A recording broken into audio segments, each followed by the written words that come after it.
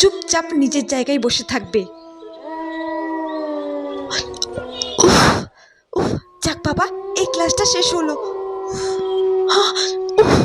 বাপরে বাপ, আমার তো খুব ভয় লাগছিল এই দিদিমণিটার ক্লাস করতে। একটু জল খাই। এ বাবা, আমার তো জল শেষ হয়ে গেছে। এই আমার না জলটা শেষ হয়ে গেছে, তুই আমার সঙ্গে যাবি একটু জল ভরতে? না না, আমি জল এনেছি, তুই যা গিয়ে ভরে নে গা। ও আচ্ছা ঠিক আছে, আমি একাই ভরে নিয়ে আসছি।